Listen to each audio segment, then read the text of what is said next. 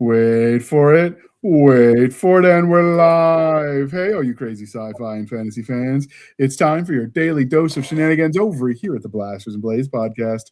Just a couple of nerdy veterans, a Stabby chaos coordinator, and one chief shenanigator geeking out over our science fiction passions and fantastical fantasies. A place where magic is king, the sky is the limit, and space is the place. We are the podcast that puts the fun in dysfunction. So without further ado, we're going to let our guests introduce themselves to our listeners and viewers at home, starting with Mr. and Mrs. Charlie and Travis Cox. I'm not sure the appropriate way to do a couple like that, but we're just going to go with it. I think you did it right. It works. It works. Hi, for those of you who don't me, I'm Charlie Cox. I write science fiction and military fantasy with a sense of humor because life can be dark. So let's embrace a little joy wherever we can find it. And this is my better half, my sidekick, and my technical advisor. Yeah, so anything she gets wrong that's military, it's my fault. And I mean 100%. I don't write. There's no reason to follow me, and mostly I'm here to keep the dogs under control and the kid quiet. That works. I have seen the newest iteration of Nerf guns that are belt fed. I hear that might keep them under control. Ooh, I'm so glad we did not know about that until now, and I don't think. Oh crap, he heard you. They make Nerf gun mortars too. They make Nerf gun mortars, so you could be like Charlie's. Ooh, nice. That's 11 Charlie's for all you weirdos out there, for your mortarmen. The smart version of infantry. That's right, math grunts, we like to call them. Yeah, Math grunts, nice. Because apparently, if you don't do the math right and you drop the bombs on your own foreheads, people get a little irritated at you. Yeah. I did that in training once. Oops. Yeah. Yeah, that's bad. I mean, in my defense, they did leave me unsupervised. How dare they? What were they thinking? So we were. I'll keep the story short. We were on a training mission. They figured the National Guard were just bad enough to mimic the Iraqi army and the pre-war buildup stuff, and all the sergeants and above. Because I was still a specialist. I wasn't even a corporal again because I'd been demoted once. And so they had all gone to the bar and they said, "Dig your foxholes here." And then we started digging. We realized none of them interlock. So then we had to stop digging, recalculate everything, and then start digging again. And then the British paratroopers and the 101st, who were the opposing forces for us, decided war doesn't start on our timeline, so they attacked early. But none of the sergeants were there. And I thought, well, if we're going to be outnumbered, we could at least drop warheads on foreheads. Unfortunately, I dropped them on our foreheads instead because I messed up the math.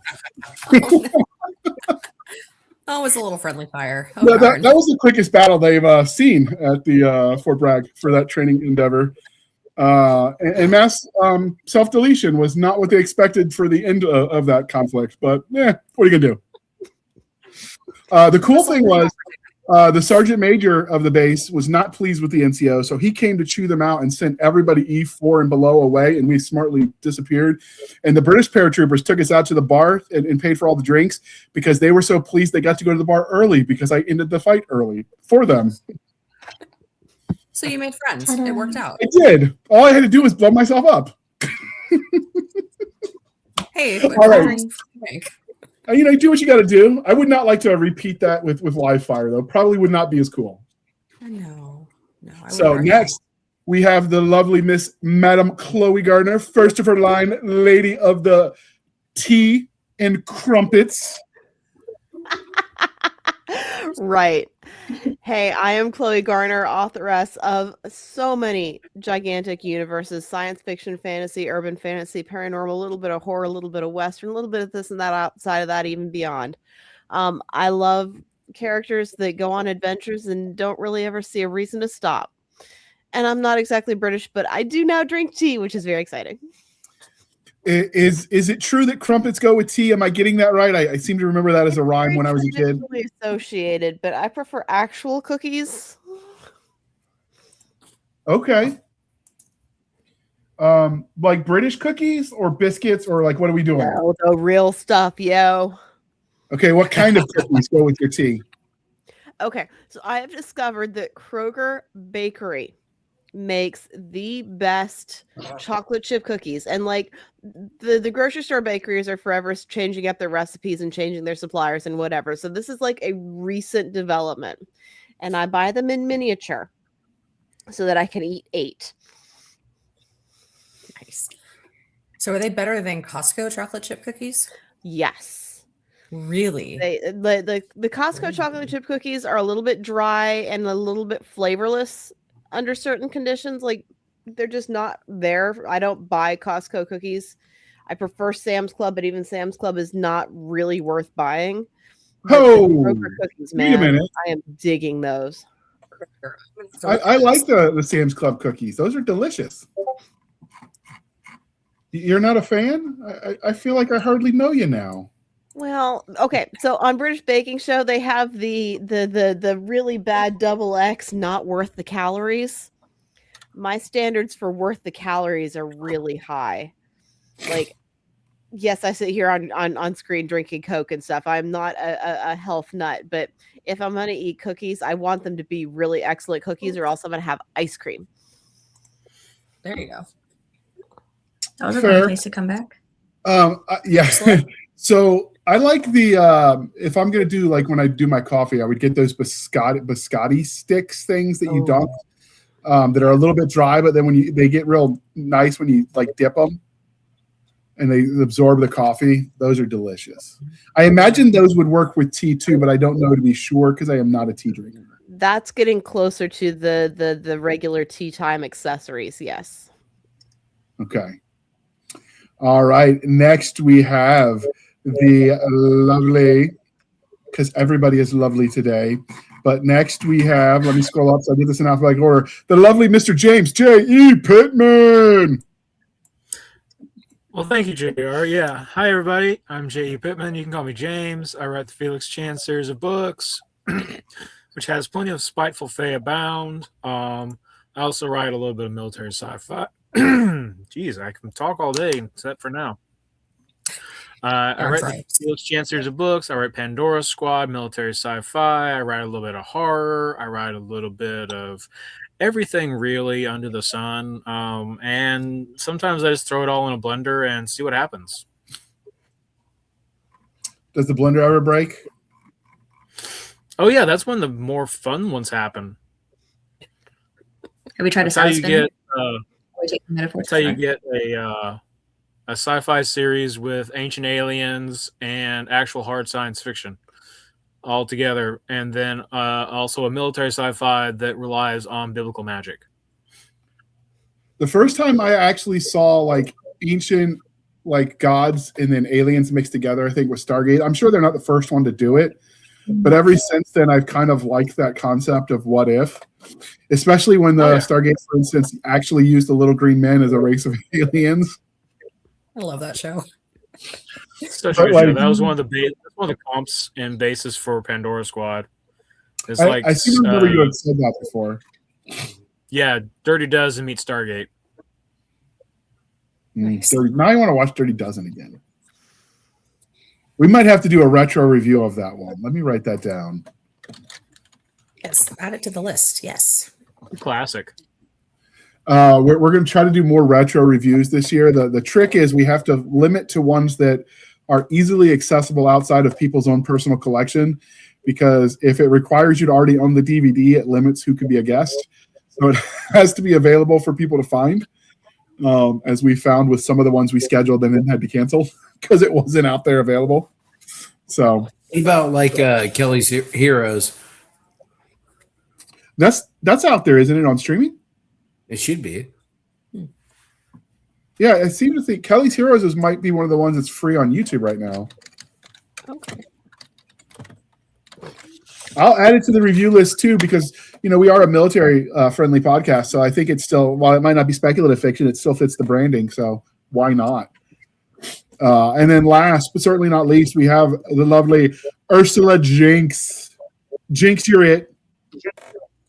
Or is it you're supposed to be tagged. not? What?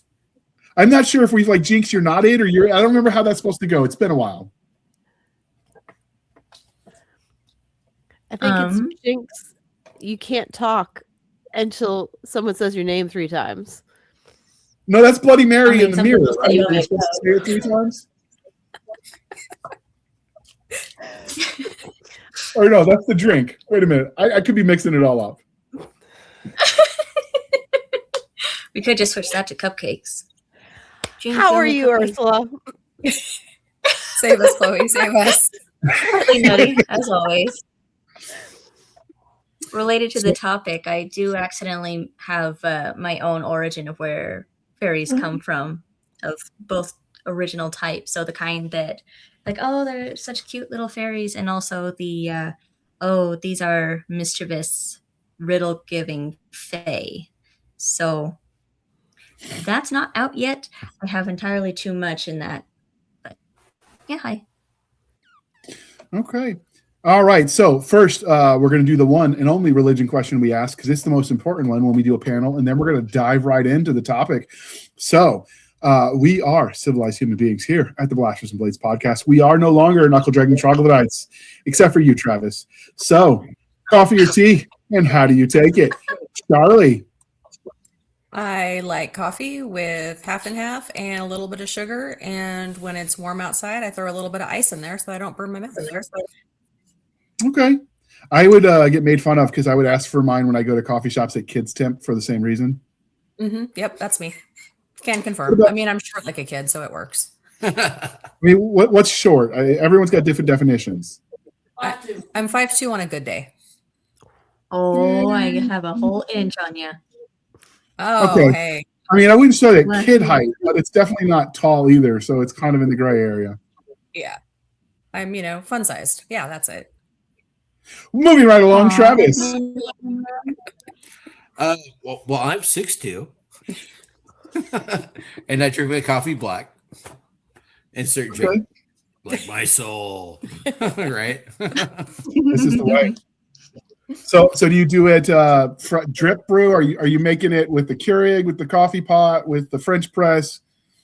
Look, dude, I'll take the grounds and stick them in my cheek. Whatever's handy. Okay. The only thing I can't do anymore is instant because it gives me flashbacks. Yeah, no, the instance is no bueno, bro. Yeah. Although if you mix the instant coffee with the hot chocolate powder and some other ingredients, you have a really nice Ranger pudding with a little bit of an extra kick. Yes. Yeah. You use an non-dairy creamer. You can use the crackers if you got to have extra sugar though. Yeah, sometimes it was nice to make friends with the people in supply or in the cook side. Back before they contracted that all out, you could acquire things. Look over there, and then decide to slip it off into your pockets. And I don't know where all that went. I don't know what you're talking about. All right, next we have Madam Chloe. Coffee or tea, and how do you take it? I'm guessing I know the answer. Yes, no, I have recently discovered I have a series that just strongly features tea from a cultural and political sort of a perspective. And like, I don't drink tea and I don't drink coffee, and I had to admit this multiple times on this show. I just don't drink them. So then I discovered kombucha, and I have discovered that blackberry kombucha is delicious. And then I mentioned this to a friend of mine. She said, "Oh, kombucha makes me drunk." And I'm like, "Oh no, my kombucha has no alcohol in it at all. I'm just drinking sugar water. It's great." Okay. I don't even think I've heard of kombucha, but I'm not entirely sure what it is. So I don't know that I've ever had Fermented it. kombucha is the line of the bacteria that are fermented in the tea. So they Okay. put in a bunch of sugar and they ferment it in tea with the kombucha, and then they flavor it, and it's awesome. I'll have to try that sometime. Is that the one where they put the little bubbles in it, the little circle things? It's no, that's a boba. Okay. That's a different thing. So I do know that your universe where you have all the different teas has some really amazing merch for it, which if you like tea, the merch is on point. Does that universe have an East Indian tea company though? It East doesn't. India. The tea is actually grown there. Their tea is local and very pretentiously held by the various noble families for which strain of tea it is that you're drinking when you get up into those levels. Missed opportunity. All right, next we have James J.E. Pittman. Coffee or tea, and how do you take it? Tea iced. And if I'm going to do coffee, it has to be Irish. Fair enough. Given the topic, it's an appropriate answer. And last, Ursula, what are you drinking? You are too hyper for coffee or tea. I'm betting you're drinking something decaffeinated. You know what? Actually, I don't usually drink anything with caffeine, and not because I can't, but church related. Don't drink coffee. Don't drink tea unless it's herbal, and that doesn't have caffeine. And carbonated drinks, the carbonation bothers my mouth, so I don't drink that either. I like hot chocolate with either hazelnut syrup or hazelnut creamer, maybe whipped cream. Okay. What about marshmallows? Oh, gotta have the mini marshmallows, because with the minis, you can fit more in there. Yeah, but if you put one big one in there, it soaks it up, and then you can eat it and then add the minis. This is why I'm a recovering fatty. Big one on top, and then it's like the big marshmallow is the mini marshmallow's god. Whatever works. And now we've got an interesting story to tell the kids. We can write the novel. The story of the marshmallows. I mean, it's perfect for a children's book. You write kids' books. I'm telling you, the metaphors write themselves. You're welcome. Now I have a mental image of the mini marshmallows bowing before the large marshmallow. We're not ready. You just be like set against an Aztec temple. It'll be perfect. Wait, so what's going to be the conquistadors? Is that going to be like the spoons? Or maybe candy canes. Ooh. Yeah, that could work. Clearly, I need to see my counselor more often. And with that, we're going to go on and we're going to talk about today's panel, the Fae, urban fantasy versus high fantasy. But before we can get started, we do have to define our term. So first off, if you spell Fae, F-A-E, it is Scottish Gaelic for the word from, but it also is spelled F-A-Y or for Fae is acceptable, or fairy, F-A-I-R-Y, or fairy, F-A-E-R-I-E-Y. All of them generally mean the same thing, is a type of mythical being or legendary creature generally described as anthropomorphic, found in the folklore of multiple European cultures, including Celtic, Slavic, Germanic, French, and others. And it's a form of spirit, often with magical, metaphysical, supernatural, and preternatural qualities. Are we okay with the definition of Fae? Oh, this is going to get messy Bob and immediately. And you still got to define high fantasy versus urban fantasy. Because you have to be careful with how much overlap you allow between Fae and your cryptids, and your other paranormal and non-human species of creature. Because Fae has a different set of characteristics than those, but this definition is not really narrowing off of those carefully. Okay. They didn't do a great job of narrowing that down. I mean, we do use Wikipedia as our source, one, because we're consistent. And so that does kind of give a balancing across the episodes. But there are limitations there because it is peer edited and it's peer reviewed, or not reviewed, but it's like peer maintained. So it's not like academic in nature. So I don't know what a better. No, it's not that it's a bad definition. Is a perfectly fine place to start. But I think to have a conversation specifically about Fae, we're immediately going to start fighting over where that line is. And this specific definition is not intending to try to do that yet. I don't think Bigfoot is Fae. And I don't think a vampire is Fae. And I think that those are reasonably far away from the agreed upon definition. But does a Fae have to exist in a secondary world and therefore not exist in our world for part of their existence to be Fae? Well, I write Fae that don't have a secondary world to go live in, but that would be a reasonable bone of contention by definition. So there are a lot of battle lines that I see coming. Fair. So let's. And I would concur that Bigfoot is cryptid and not Fae. I would say to further the definition, Fae, we probably want to stick to more humanoid type creatures. So I get your point with vampires because they're undead. So not magical in a sense of the original definition. So I would agree with your assessment. Okay, well then we'll hop on over and do our review or our definitions for urban fantasy and high fantasy, and then we'll come back and then we'll analyze whether we agree with any of them and go from there.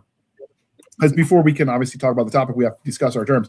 So high fantasy or epic fantasy is a subgenre of fantasy defined by epic nature of its setting or by the epic stature of its characters, themes, or plots. High fantasy is usually set in an alternative fictional secondary world rather than the real world or primary world. This secondary world is usually internally consistent, but its rules often differ from those of our primary world. By contrast, low fantasy is characterized by being set on Earth, the primary or real world, or a rational and fictional world with the inclusion of magical elements. And then urban fantasy is a subgenre of fantasy placing supernatural elements in a contemporary urban affected setting. The combination provides the writer with a platform for classic fantasy tropes, exotic plot elements, and unusual characters without demanding the creation of an entire imaginary world. By the definition of high fantasy, urban fantasy would be happening as a low fantasy genre if you overlap the two definitions. But those are the three definitions of the terms from our subject, all from Wikipedia. I will link to the Wikipedia articles for all three of those in the show notes, and now we can discuss. So we have those out of the way. Chloe's got ideas. I can see it in your head. I got opinions, man. Wheels are spinning. I see Yes. No, I think that high fantasy and epic fantasy are really scrambling right now to deal with all of the innovation that's happening in that space. And we call stuff high fantasy that just doesn't like living with the other high fantasies and the other epic fantasies because it's all second world fantasy. And that's where I draw the big bright line between this is a fantasy and this is an urban fantasy, with the fantasy being a subset of a higher term fantasy, which is useless because you use the same one at both levels. But without trying to come up with a high or an epic or just to use a second world fantasy as the high epic setting, and then a first world is your urban fantasy, which I've gotten into so many fights over my career over whether or not urban fantasy has to take place in a city because it says so. And no, this is useless. So we can have suburban forest, just saying. Right? Suburban fantasy, they're like, rural that's a dark fantasy because it takes place at night in a forest. It's a dark fantasy. I'm like, no, dark is about theme. Tell us how you It really is feel. absolutely preposterous how hard this is. So I like first world and second world fantasy is the really clear delineation. Are we talking about a world that everybody recognizes and that has the nations that you're aware of, except for the ones that we swap out because we're allowed? Or are we talking about a second world where all of the things are built however they want to be, and you can mix geishas and gas lamp fantasy in the same place, and everybody's cool with this? It's fine. We're good. And then I have an issue with the term low fantasy because I think that we've started using the term low to describe low stakes fantasy or cozy. No. And it also used to be that low fantasy was low content fantasy, which is you can do a literary fantasy that is a low fantasy because it's not really chasing after a lot of the magic and the world building. It's just using some light fantasy treatment. It is low fantasy, and it's building a literary piece on top of it. And I was okay with that. It's just really confusing because low has all of these. You can reduce a lot of different things and turn it into low. And it's so I avoid the low fantasy because mostly that is confusing. And I think that first world and second world is the best delineation I found, because then you have to get in the argument over whether or not Harry Potter is fantasy or urban fantasy. And it really doesn't want to be urban fantasy, but it's certainly not second world fantasy. Why wouldn't it be urban fantasy? Yeah. Because urban fantasy has a lot of tropes around a single hero who's off fighting in an existing large scale battle, but it doesn't have the big cast and lots of authority structure and hierarchy. It's a woman in black leather. this is what the urban fantasy heroine traditionally looks like. And the Harry Potter is drawing a lot more on the fantasy tropes. You have your wizards and you have this big culture on this side, and you have an unseen element to it that they're outside of the world, and the way that the structure of the book is built, it tends to, in my opinion, follow more of the fantasy structure than the urban fantasy structure. But it's one of those that it doesn't fit neatly in either one. So first world and second world, it's real clean. Harry Potter is a first world fantasy. And then you throw in the academy fantasy, and you've got a whole nother category to throw it into. Mm-hmm. Yep. I like the first and second world because by that definition, all high fantasy is second world fantasy, but not all second world fantasy is high fantasy. Because there are certainly some that don't follow the epic themes and the epic tropes that are just secondary worlds.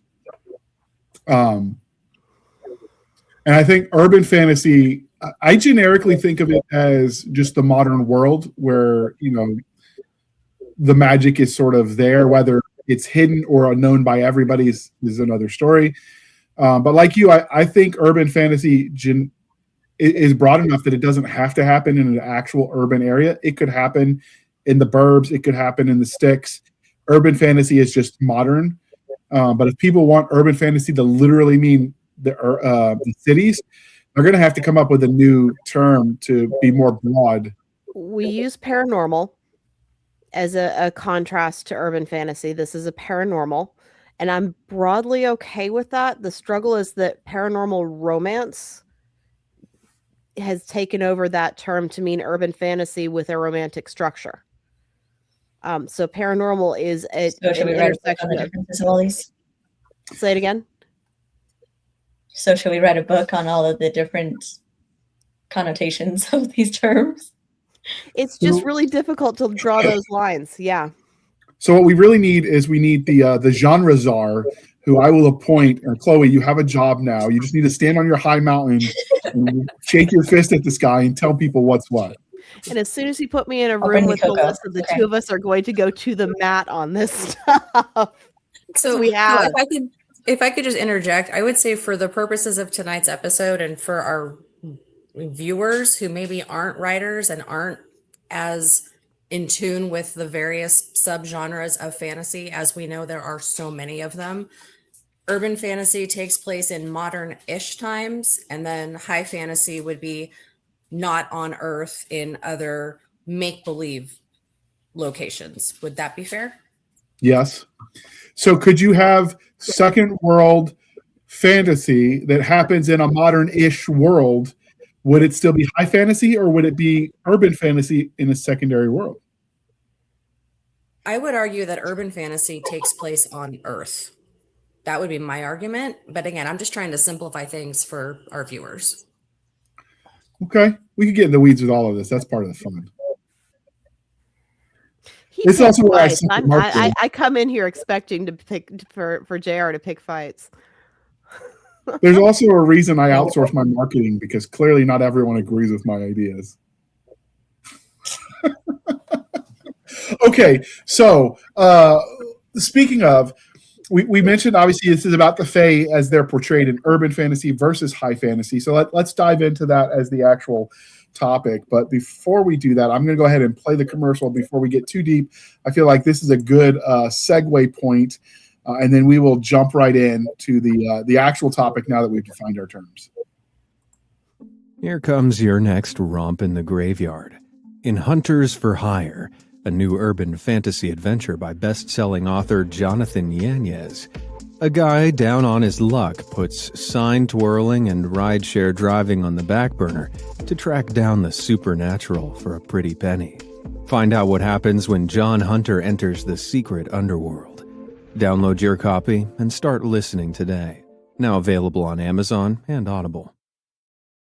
All right. Thank you for sticking with us through that commercial interlude. And with that, we've defined our terms in the pre-commercial era. And now we are going to talk about the actual topic. So are Fae portrayed differently in an urban fantasy setting versus a high fantasy setting?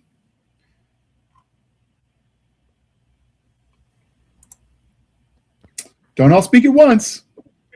Okay. I think I need to hear the question one more time. So are the Fae, the fairies, are they described differently, portrayed differently in a high fantasy setting versus a urban fantasy setting?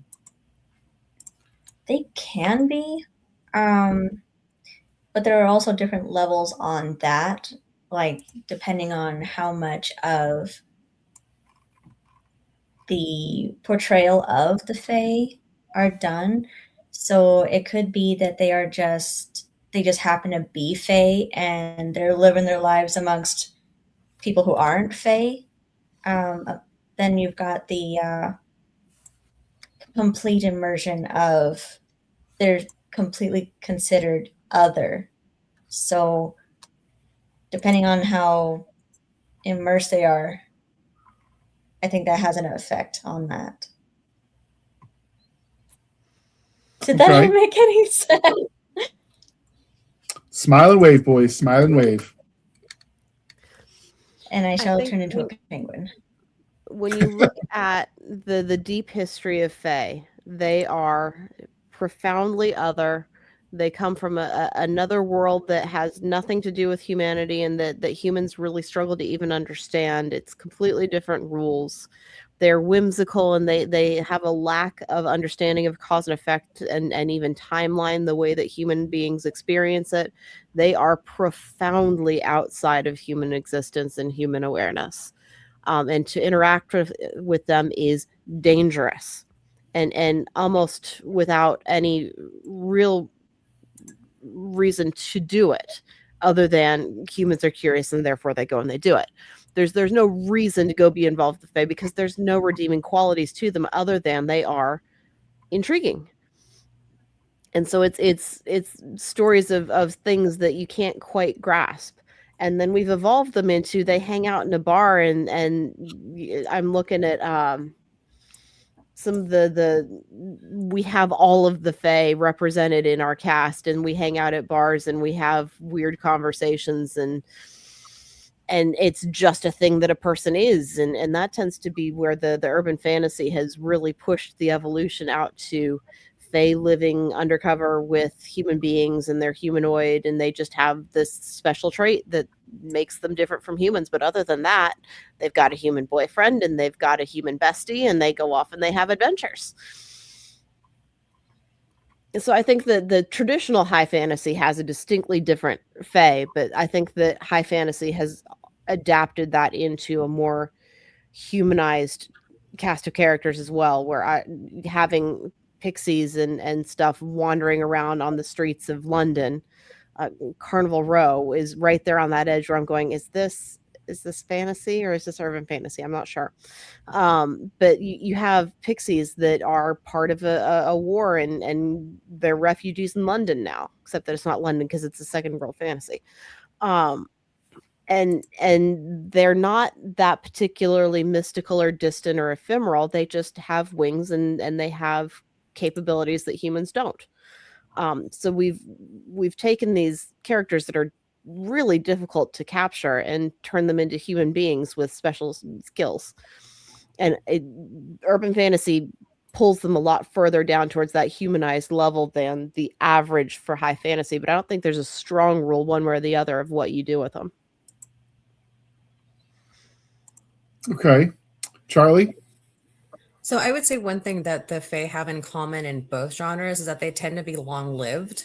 So you've got your urban fantasy with your Fae characters who've been alive for thousands of years. Well, obviously humans can't even begin to comprehend that long of a lifespan. So how are they going to interact with each other? And, to Chloe's point, to the Fae, we're a curiosity because they've been there, done that. They've lived for, ever as far as we're concerned. And to us, looking at a creature that's been around for, all of history, as far as we can tell, it's absolutely fascinating. So with high fantasy, you've got, your elves and you've got your orcs and your dwarves and, all your other entities that have been around forever. And they're basically dealing with each other. And then with your urban fantasy, you have those same creatures, but you almost have to modernize them so that they make sense in our own world. So I will say one of the, I think, defining traits of the Fae of fairies that I see in both high fantasy and urban fantasy is the danger of making deals with them. That seems to be a universal. Don't give them your name ever. Can I have your name? Rumpelstiltskin. Right. Wait, was Rumpelstiltskin Fae? I just know giving him his name was an issue, but was he technically Fae? I don't know the original myth of Rumpelstiltskin well enough to even guess. I don't even know if he had a myth that is well enough developed to guess. Because you had to guess his name, and he was going to respond in a specific way if you could guess his name, which does have flavors to it. But it's also, he had a name that was impossible to guess. So I don't know that I would even venture whether or not Rumpelstiltskin was Fae. There's random thought. Yeah, that's one of the defining things is the don't make deals with them kind of thing, and don't eat their food. Well, that's a joke. Have you guys seen the meme about how Fae would be perfect baristas because you have to give them your name to get your order, and they're giving you coffee, they're giving you pastries. It would be perfect. They would own your soul before you knew it. That's right up there with the joke about, like, does a welcome mat let a vampire into your house? Right, exactly. So our welcome map is a stormtrooper that says you're not authorized in this area. If I got one, I'd get one of those ones. Or is that a level 4 plate carrier? Just because they're funny. There you go. Well, this covers the M16, bouncing Betty mine. Yeah, but anyway. So what about you, James? Because you write Fae as well. So one, Rumpelstiltskin is a Fae. He is a kind of a mix between a brownie and a kobold, from not English, that borderland region between Germanic influence stories and Gaelic. As for differences between the Fae and high and urban fantasy, for true Fae, they both have the same similar origins and similar constructs. It's just with the urban fantasy, it is more adapted to the contemporary world. But as far as stories go, like Charlie was saying, we can nitpick and dissect and mold and manipulate all of these basic stories to our whims. That's what we do as writers. But as far as what the reader perspective is going to be, in high fantasy, they just have certain expectations of Fae. They want like a Fae court. They want the pretty Fae, in the romance, the shadow daddies, the ones who are going to whisk you away, the elegance of the Fae, and more akin to something like we might originally have thought of as elves, but that's what their contemporary readers are looking for in Fae in high fantasy. Whereas in urban fantasy, you have similar things. Like if you look at, say, Dresden Files, you still have the Seelie and Unseelie court. You still have summer and winter. You still have all of the denizens of the Fae realms. You have all of the classic deal making, names, all of those things, just in a more modern setting. You still have the glamours. You still have a lot of the same tropes you would expect in high fantasy, but just set in Chicago. So I did look it up because I was curious. Grok is, the quick Google. Rumpelstiltskin was not originally Fae or fairy in the classic folklore sense, though he shares some overlapping traits with fairy-like beings and is sometimes interpreted that way in modern adaptations. In the most famous version, the Brothers Grimm tale from 1812, he was described as a small magical little man, which I'm not going to pronounce Mannlein in German, or imp, a dwarf-like figure, or goblin-like trickster. So He was essentially a Loki type character for modern audiences. Yeah. But he was Goblins, kobold, all that's a branch of the Fae, as far as I would like not Gaelic stuff consider- is concerned. I consider goblins up there with orcs and not necessarily like Fae. Just a fantasy race. Whereas when Fae, I think elves, or not elves, I think like fairies, like actual Tinkerbell kind of thing. Are you familiar with brownies? Those are the ones that clean your house for you if you leave them sweet treats, right? And what Yeah, does just don't Rumpelstiltskin speak do? He plays tricks on you and tries to make deals. No, he does domestic work. He spins the straw into gold. That's a brownie task. The spinning. So what kind of creatures then would count as Fae? Because then that comes back to defining what is Fae. Told you.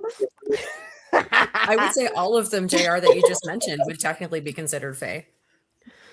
I think that if it comes from a tradition of unseen or coming from nowhere, your gnomes and your goblins, your gremlins, your leprechauns, your elves, your pixies, your fairies, all of these are things that when you turn around and look for them, they aren't there.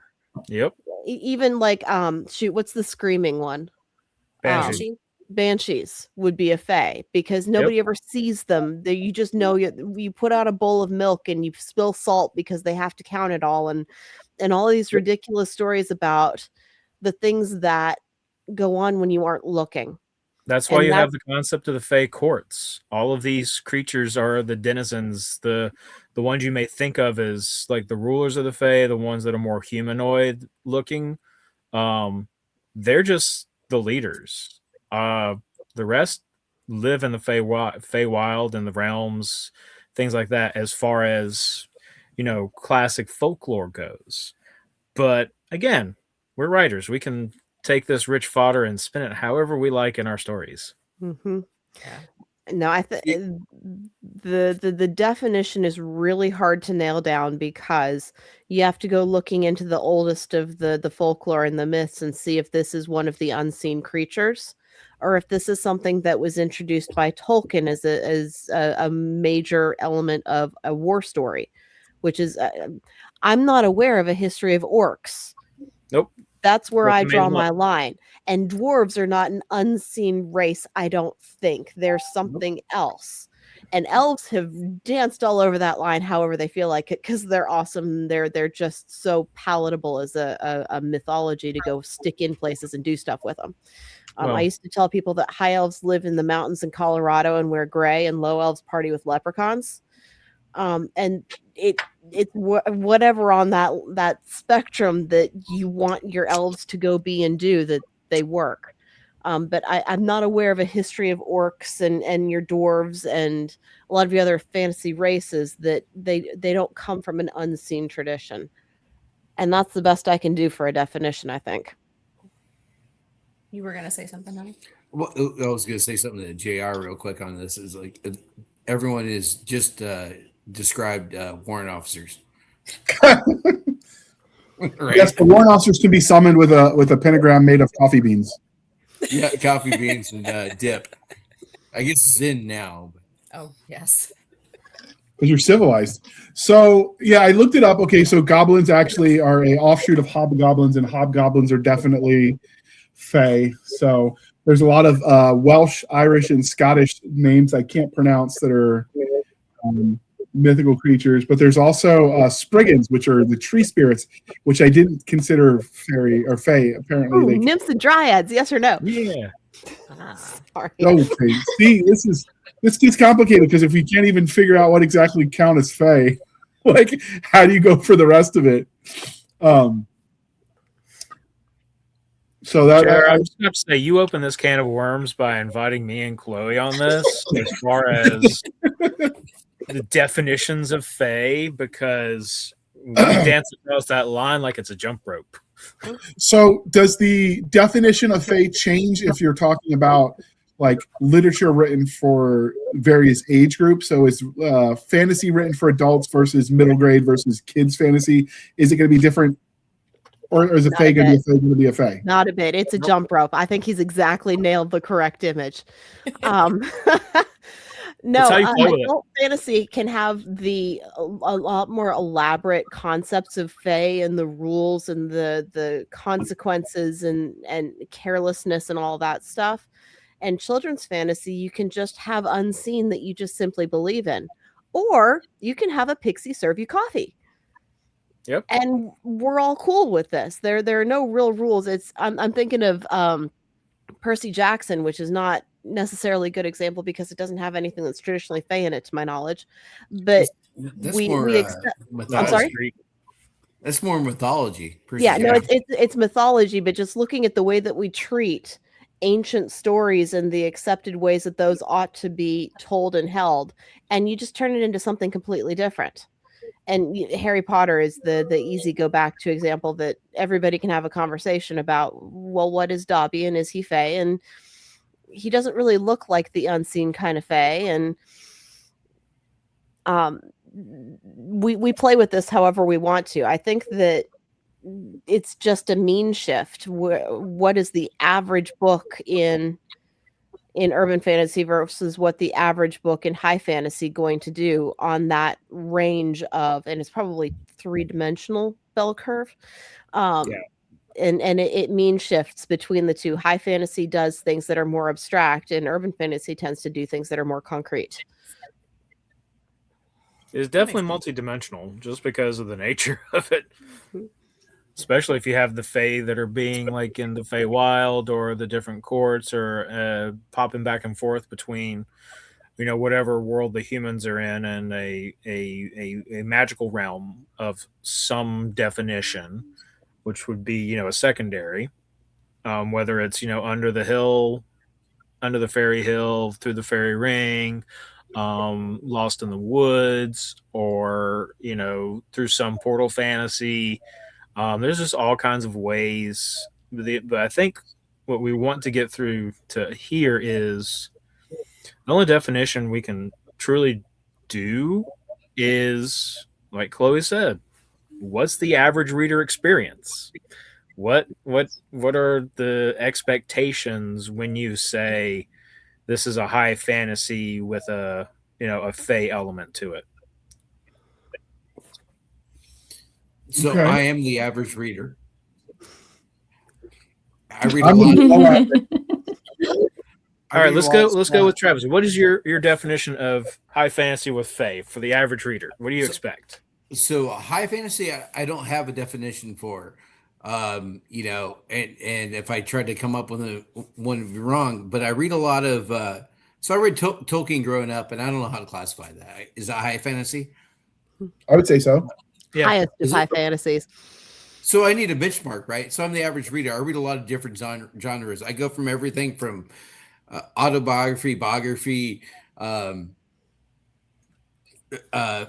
kind of fiction, sci-fi, into the various fantasy. But like earlier, we were talking about a definition for urban fantasy, and for me, how I've described various series to try to sell them to other friends is the simple definition of urban fantasy for me is it's the world you recognize, but the monsters or the magical are real. So I don't know the terms to put that in there, but that, for a guy that just likes to read a lot, and I read across a lot of genres. I don't read GR's reverse harem stuff. Do you write that? No, I'm joking. No, but I did write some Yeti steamy romance as a pen name to pay for my first edit. So I'm sure Charlie will be all over that. You need to do that. I have so many people telling me that I need to write Sasquatch romance. It is freaking ridiculous. Every time I wrote that, I was just thinking like, oh my goodness, Harry and the Hendersons. I'm so sorry. Yeah. But they paid my first edit. So what are you going to do? Hey, you got to do what you got to do. So what I'm saying from a guy that reads a lot and likes a lot of different things, some of the distinctions don't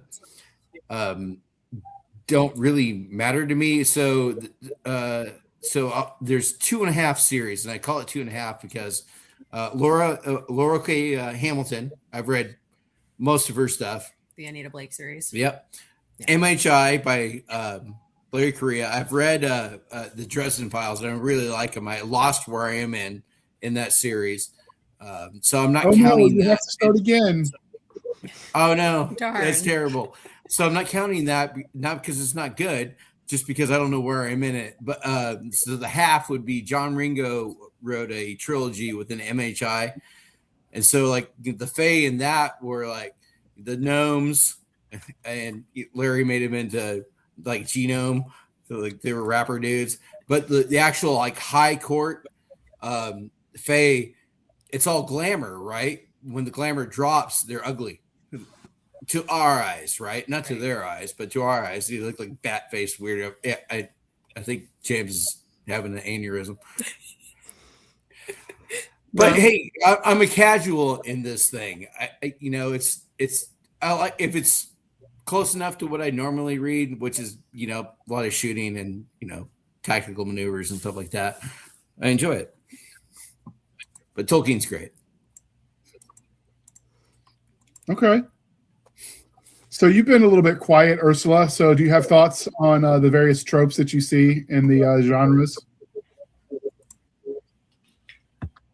I think they've basically all been covered, but I keep just thinking of how for the mischievous ones they tend to make it like they change the way they word things so that they're not telling a lie exactly.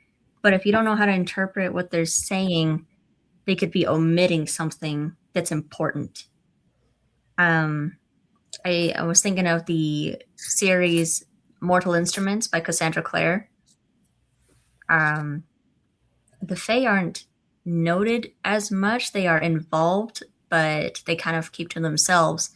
They do have the Seelie and Unseelie courts, but they were very very deliberate with how they phrased things. It's like if you want certain information, they will give it to you, usually with a caveat, of course, as well as phrasing the information that you want in a way that could be interpreted a few dozen ways. So it may not even be what you're looking for, or you won't be able to find the pieces that you were looking for. Okay. So you played with some of that with the with your story about the trickster stuff, didn't you, Pittman? With the Felix Chance stuff? Oh yeah, absolutely. So basically the Fae are true to their word. They hold to their bargains, but you really have to be careful and specific. They are the ultimate lawyers and the ultimate legal speak. They lie without lying, which is really fun way to play stuff. Names do have power, as we've talked about, because it's actually the perfect meta brain melt here. They're very good at defining things and clearly delineating it, and as such, they cannot be as clearly defined and delineated by nature, so that we cannot actually get one over on them. So, JR, you really put off more than you could chew with this panel. we Okay, are so the I've Fae got you one. were marketing with. Can anybody name an urban fantasy property that uses Fae as almost like a MacGuffin or as just an external unseen that may or may not even interact with the story, but the story is just persistently aware of? In the way of, you have to leave out milk, you have to put out salt, you have to because they're out there, but they never actually show up as characters. They remain unseen as a force in some high fantasy, and I can't come up with any urban fantasy that gives them that treatment. I can't either. None that I've read, anyway. Not I'm that I'm gonna I- drawing say a aside from blank, the but ones I it's just because write. it's been a long day. I don't read enough of the genre. The panel was suggested by people that listen to the podcast, and so I scheduled it with you fine folks. So I don't know that I would. I started reading some of it, but I think you were tricked. It could be done. It's just a treatment that I think lends itself more to the high fantasy end. It's a characterization of that mean shift behavior where high fantasy has the means and the capacity and the interest to treat them as an unseen, a mythology, to the point of almost a superstition, but we know they're real because we're in fantasy, not reality. Whereas urban fantasy just doesn't have the time or interest, because if you can't sit down and have a conversation with them, that's the mechanics prefer the more concrete interactions and the more concrete character. They need to have characteristics and personality rather than a mythos that is just abstract and out there and influencing things by reputation. Okay. That's Any, go ahead. You were going to say, James? I just said that's the fun way to play it. Just have things work by reputation and hearsay. That's what I do half the time in Felix. Okay. Any closing thoughts as we wrap this up? Because we are going to try. We are going to try to keep these to an hour. And if you have thoughts, dear listener, questions, we would like you to leave them in the appropriate places or email us, and we will endeavor to answer them. But any closing thoughts, not clothing thoughts, closing thoughts. Jane. Well, we are all wearing clothing, so that's a good thing. Allegedly. Allegedly. I mean, I can't prove that Travis is wearing pants. I'm just saying. Don't prove it. Just the stay seated. podcast listeners have no evidence of anything. I had to go there. James? Final thoughts. Final thoughts are we are the Not fae you're answer the looking cat. for, and we will not deny it. Okay. I've been called out. All right. I think that the difference between urban fantasy fae and high fantasy fae is a lot clearer and easier to define and understand when you're looking at traditional properties. When you're looking at the root stock of where these things came from. But the reality is that with the revolution that has happened over the last 10 years and the bounty of new content that is available and authors that are out playing with things and trying stuff, and people don't have strong enough feelings about fae to force those definitions to continue to exist. And that's not a bad thing, but we live in a post-rule world for our fantasy and urban fantasy. And we're playing jump rope, man. It's just a fun game. Okay. Charlie, Travis, final thoughts? So agreed. It's a lot of fun to, straddle those preconceived notions and perceptions that people have over various things when we're using them in our writing. And I personally really like playing with urban fantasy because, for one, it's the world as most people know it. And yes, the fae creatures are characters and they have names and they interact with my human characters. But the really cool thing about urban fantasy is that if the fae characters aren't behaving, you can shoot them. You might not kill them, but you can at least shoot them because there's guns. So, just saying. Yes, and everything is made better when you shoot them in the face. Sometimes. Sometimes Preferably with Sometimes. whatever's weakest. Aim for the belt buckle. Good things will happen. Yeah. I have nothing to add, and nothing follows. Understood. All right. Ursula, closing thoughts. Should have thought of this earlier, but I don't have control over how my brain works. The concept of humans being able to turn into elves, which was noted in Aragon, that series. don't remember his name. Christopher something. Paulini? Is that what So you're I looking guess for? you're gonna have to cover that elsewhere, huh? Paulini, I think. Paulini? Is that the Taken? name you're looking for? Yes. Yes. Okay. So yeah, that was an interesting episode too. That is normally not a thing you see where you can transmogrify into a different species. You either are or you are not. It's definitely something to look at as a potential topic. I guess my closing final thought, not clothing thoughts, but my final thought is, because I can't speak tonight, is I think it really comes down to the devil is in the details, and it really comes down to how you define the terms. And if you get those right, everything else gets a little murky. But as far as the tropes, my observation, and I'm not as widely read in urban fantasy, is it tends to be a little bit darker. Whereas I've seen a lot more hopeful and optimistic fiction in the high fantasy space. But again, that could be reader bias on my end. I don't know if that's uniform. So Chloe looks like she has thoughts. Do you want to end us out with those? Because you're making faces at me. Oh, come on. You just opened up whether or not Grimdark prefers high fantasy or urban fantasy. Do not go there today. Episode 2. Episode 2. We'll cover it then. All right. So we've got our follow-up episode already planned. And with that, we're just going to go around robin and not in alphabetical order. So, James, what are you writing now, and where might we find you? Oh, geez. What am I not writing right now? Let's start with where you can find me. You can find me online at halfacrepond.com or the various socials, j.e.pittman, or the Facebook is J.E. Pittman Writes.